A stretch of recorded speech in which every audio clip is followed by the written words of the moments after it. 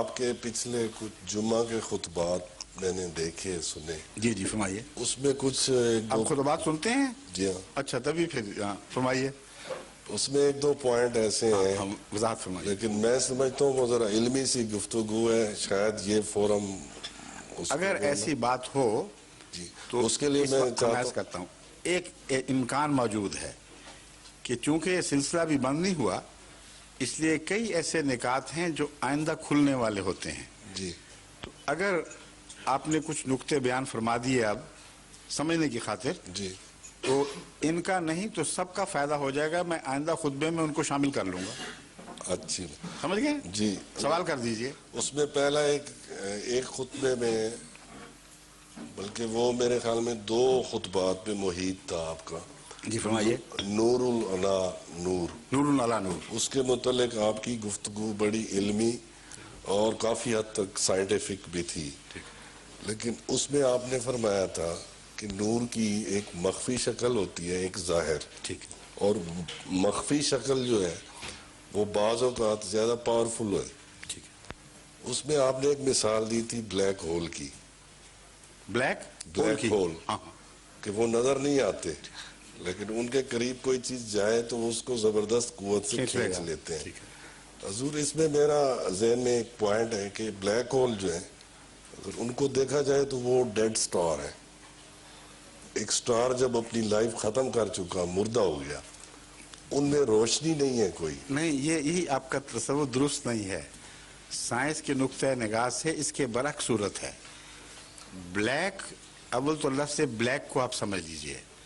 یہ اچکن بلیک اس لیے نہیں ہے کہ یہ نور سے خالی ہے, اس لیے ہے کہ سارے نور کو اپنے اندر سمیٹ لیتی ہے اور چھوڑتی کچھ نہیں واپس جانے کے لیے. جی بلیک ہول کا نام بلیک ہول اسی وجہ سے رکھا گیا ہے کہ سائنسدان کہتے ہیں کہ ایکس ریز کو بھی اور دوسری الٹرا وائلٹ ہر قسم کی ریز کو, روشنی کی ہر قسم کو وہ اس قوت سے جذب کرتا ہے کہ کچھ بھی واپس نہیں چھوڑتا. ان کی گریویٹیشنل پول جو ہے نا, فورس, وہ کافی زیادہ ہے. نہیں, گریویٹیشنل پول صرف مادے کے لیے نہیں ہے جو ٹھوس چیزیں ہیں, سب چیز کے لیے, روشنی کے لیے بھی ہے. جی ہاں.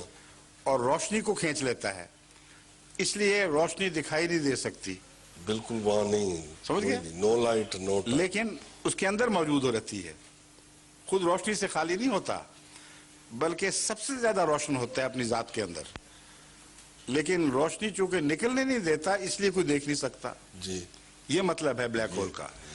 اور اب آپ کو یہ بھی سمجھ آ جانی چاہیے کہ محمد رسول اللہ صلی اللہ علیہ وآلہ وسلم جو سب نوروں سے زیادہ اجلا تھے, آپ نے اسلام کے جھنڈے کا رنگ کالا چنا ہے. سیاہ جھنڈا تھا, جو بظاہر عجیب بات لگتی ہے کہ دنیا کا روشن تر نبی آیا ہے, سب سے زیادہ روشنی دینے والا, اور جھنڈے کا رنگ سیاہ چن لیا ہے. اصل وجہ یہ ہے کہ انجذاب نور کی طرف اشارہ ہے.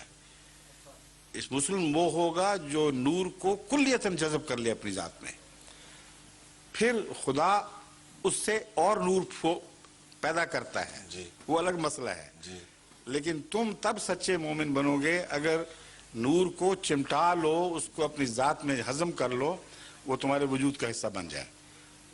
اس طرح بظاہر کالا رنگ دکھائی دیتا ہے, مگر اس میں ایک اور لطف کی بات یہ بھی ہے کہ وہ وجود جو اسلام کے اندر سب سے زیادہ روشن وجود تھے, وہ دیکھنے والوں کو سب سے زیادہ کالے دکھائی دیتے تھے. یہ دوسری تشریح ہے, اور میرے نزدیک یہ اولا ہے تشریح.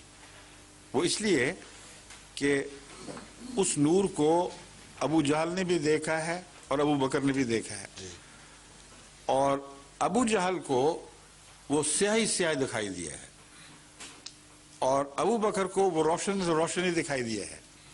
اس کا مطلب یہ ہے کہ نور کو دیکھنے کے لیے آنکھ کا ہونا ضروری ہے. جو آنکھ نور نہیں دیکھ سکتی اس کو سیاہی دکھائی دیتی ہے, کیونکہ یہ جھنڈے حضرت صلی اللہ علیہ وآلہ وسلم دشمن سے مقابلے کے لیے استعمال فرمایا کرتے تھے. اس لیے مومنوں کے لیے یہ اعلان تھا کہ یہ مجسم نور ہیں, اور غیروں کے لیے یہ تھا کہ جس کو تم تاریخ دیکھ رہے ہو اب اس سے مقابلہ کر کے دیکھو, बज़ाहिर जिसको तुम तारीकी समझ रहे हो वो गालिब आएगी या तुम्हारा नूर जिसको तुम नूर समझ रहे हो। तो ये ज़ौक़ी नुक्ते हैं सब, लेकिन जो मारिफत की गुफ्तगू है उसमें ज़ौक़ी नुक्ते भी आ जाते हैं। जो असल बात मैंने आपसे अर्ज़ की थी, मैं वापस उस पर लौटता हूँ। मैं सिर्फ ये बताना चाहता था कि नूर की वो किस्में जो ज़्यादा कवी हैं वो इंसान को नंगी आंख से दिखाई नहीं देती। एक्सरे है, वो उस नूर के स्पेक्ट्रम से बहुत ज़्यादा ताकतवर है जिसको हमारी आंखें देखती हैं मगर वो दिखाई नहीं दे सकता। और कुरान हज़रत सल्लल्लाहु अलैहि वसल्लम ने इस मज़मून को एक बहुत ही लतीफ़ रंग में ज़ाहिर फरमाया कि खुदा क्यों दिखाई नहीं देता।